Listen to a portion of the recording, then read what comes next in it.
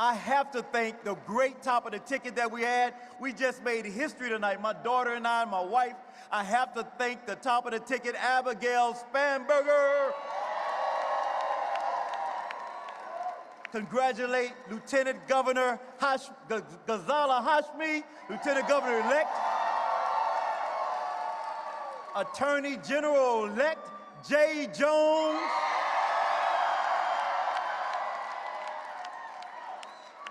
I have to thank, first of all, my wife, Dr. Melinda Colson Scott, who always have my back. Thank my daughter Peyton, who always lets me do what I need to do so we can win. I gotta thank my great House Democratic Caucus who worked with us to make this happen. I have to thank the leader of our campaign team, Dan Helmer. Where's Dan? Dan Helmer helped deliver tonight. Not only did we keep the majority in the House tonight, I think we had 57 seats right now. And we're not done counting. We're trying to keep going and keep going and keep going. As y'all know, when you do this, you never do it alone. I want to thank the great partners that we had from across the country who came in and helped us raise money and speak to voters. I want to thank my friend Rahm Emanuel, the former chief of staff to President Obama. I want to thank the governor of Maryland who came in and spent countless hours here, Governor Westmore. I want to thank all of the organizations that work with us, DLCC and the States Project. I want to thank Labor who came out and knocked doors and did the work for us. And finally, I want to just say, you know, only in America can someone like me, who came from my background, raised by a single mom, had my ups and downs, like many of you, bounce back and end up being back as the Speaker of the House here in the Commonwealth of Virginia, and we're going to continue to do it. I want to thank y'all. Y'all have a great night. Let's get to work now. Let's get to work.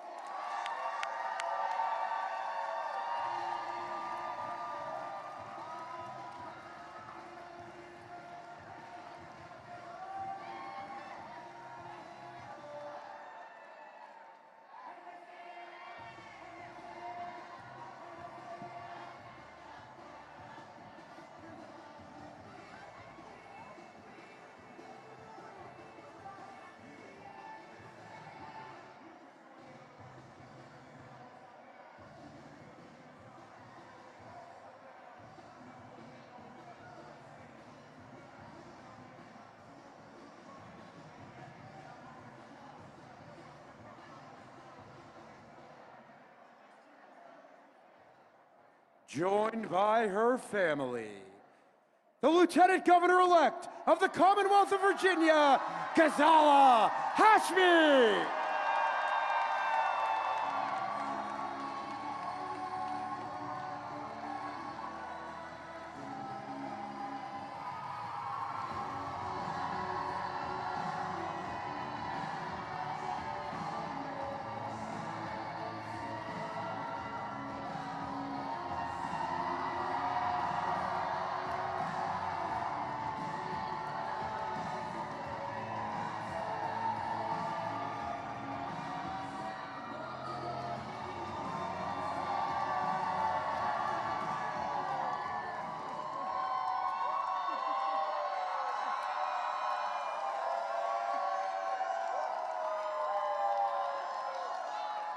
Good.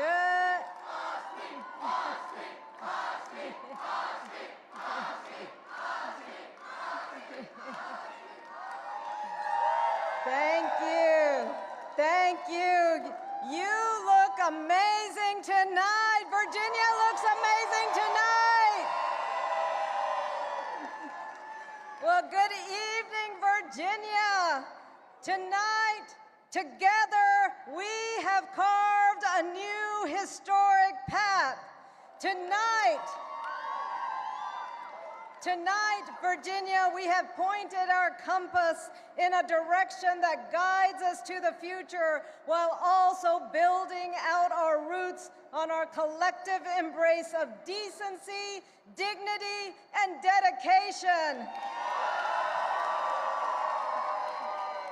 Virginia has chosen leadership that lifts up people instead of tearing them down. And together we have proven that in Virginia, a child's name, a family's personal struggles, and a community's identity are not barriers to belonging.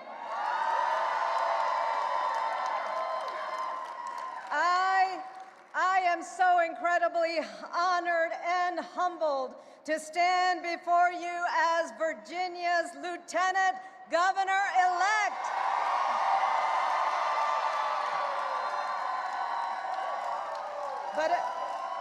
But as we all know, this moment of success is not mine alone. It belongs to every Virginian who believes that our politics must be more hopeful, more inclusive, and focused on solving problems instead of scoring points on the backs of other people's pain.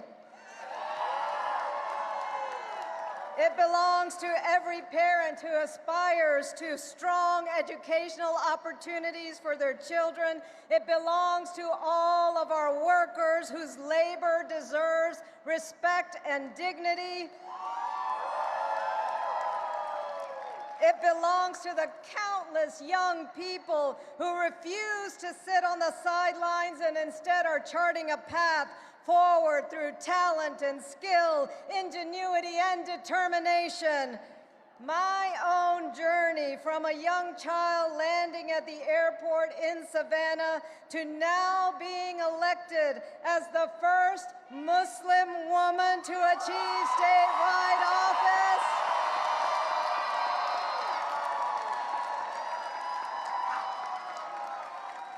The first Muslim woman to achieve statewide office, not just in Virginia, but in the entire country. And this was possible because of the depth and the breadth of the opportunities made available in this country and in this Commonwealth. And I want to reflect just briefly on that journey from a childhood in Georgia to an educator's life in Virginia's college classrooms to state government representing the Richmond area in the state Senate and now this statewide position. I first was compelled to run for office because I wanted to respond rather than quietly observe the targeting and the scapegoating of marginalized communities. I decided to run for public office because no one in this country should be made to feel as though they are not welcome in their neighborhoods or in their own communities. Now I know that many of us feel as though the nation is in the midst of challenges that are much deeper and more intense than those we have faced before, and that it will take us generations to repair. But let us not forget that the challenges we endure today are not entirely new, and they can be navigated. We have been grappling with profound questions of our national identity, our nation's history, and its complex legacies for centuries. This nation has not merely endured, but it has risen from every crisis through introspection, resolution, and determination. And tonight, we've taken another step forward. Tonight, today's elections and the voices of hundreds of thousands of voters tell us that we are ready to define a new path. We are investing in the future. We're building a Commonwealth in which every child receives a high-quality education and is able to build a life and a career right here in Virginia. And we're charting a path forward to ensure we have access to affordable health care, child care, and housing. And we will define our progress as successful when we translate that moral call to take care of each other in making those into actions of a government that serves the people that it represents. So tonight, I just want to share a brief anecdote that resonates with me every single day. It is an anecdote that I actually heard on the morning that I was sworn into office for the first time. And I think of this story every time I decide on the legislation I'm going to carry, the budget items I will champion, and the votes that I will take. And it's a simple story about the lamplighter. Now, some of you may recall those days before modern electricity, that the streets of our cities and towns and villages were illuminated by gas street lamps. And every evening at dusk, it was the task of the lamplighter to walk up and down the thoroughfare and light those street lamps. Those lamps were essential because they guided people back home through the dusk and through the darkness. And one evening, this particular lamplighter said to his young son, "Come with me this evening as we go about our work." And the little boy said to the lamplighter, "Father, what is it that we are doing this evening?" And he said, "Son, we are punching holes into darkness." Well, Virginia, tonight we are punching holes into darkness. When we protect public education, we are punching holes into darkness. When we give every Virginian access to health care, we are punching holes into darkness. When we ensure that not a single one of our neighbors goes to bed hungry at night, we are punching holes into darkness. So let us move forward, choosing compassion over callousness, democracy over demagoguery, courage over cowardice. Only then will we be able to continue punching holes into that darkness. Virginia, thank you for the immense honor you've bestowed upon me. Let's get to work, Virginia. Thank you.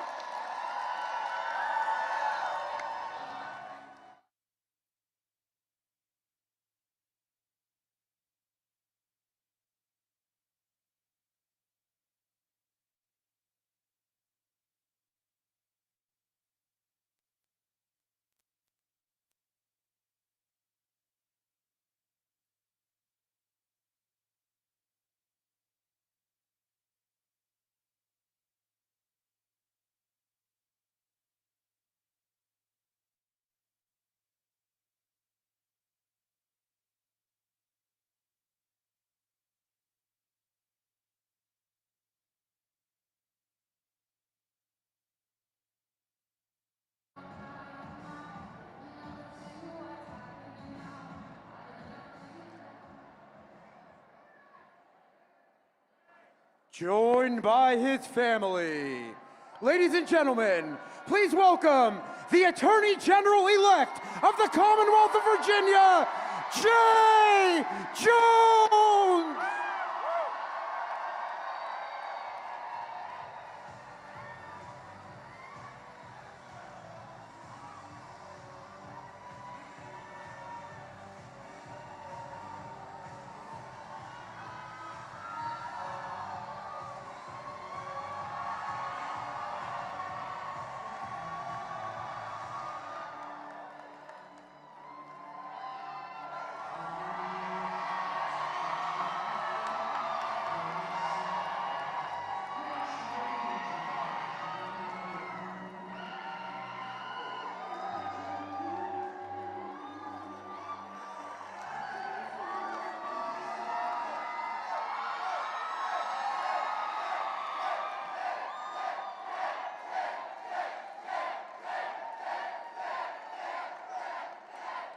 Thank you, thank you, thank you, thank you, Virginia. Let me first start by thanking Jason Miyares for his service to our Commonwealth. In the weeks ahead, I look forward to sitting down with him to talk about where we can work together to do what's best for this Commonwealth. I also want to thank my family. Thank you to my rock, Mavis Jones.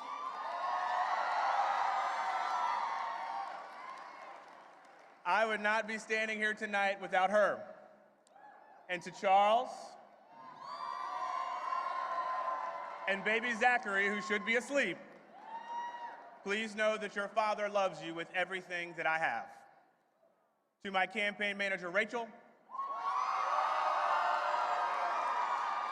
and the entire campaign team, the best campaign team in politics, I say thank you. To everybody who knocked on doors, who helped get out the vote, who gave their time and their money and their effort to support this campaign.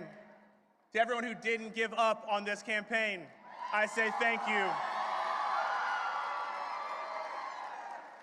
And to the folks who stood by us every single step of the way, Labor, we love you. To the environmental community, we love you too. And to the folks who want to protect abortion in this Commonwealth, we love you too. And I want to thank every Virginian tonight who's placed their trust in me. The weight of that trust is not lost on me at all, nor is the history that led us to this moment right here. My ancestors were slaves. My grandfather was a civil rights pioneer who braved Jim Crow. My father, my mother, my uncles, my aunts endured segregation, all so that I could stand here before you today. My father was one of the first to integrate classrooms in Norfolk, Virginia. Even as the Attorney General of Virginia tried to shut those same schools down. I know that I walk in the footsteps of those generations before me who fought and bled to guarantee the freedoms that we have in this democracy right now. And I know that it's because of all of them and all of you tonight that I am honored and ready to be your next Attorney General of Virginia.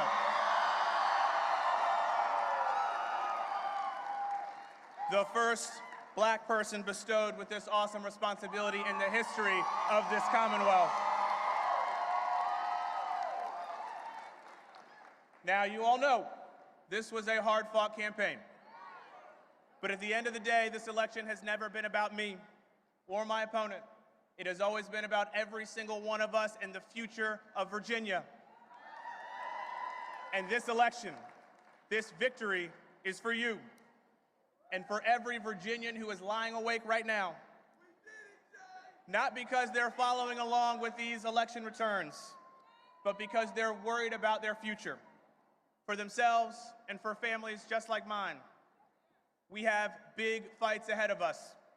Our Commonwealth and our country will continue to be tested.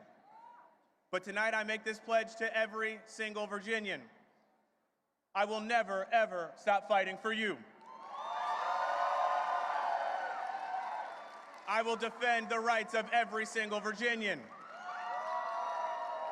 I will protect our jobs, our health care, and our economy from Donald Trump's attacks.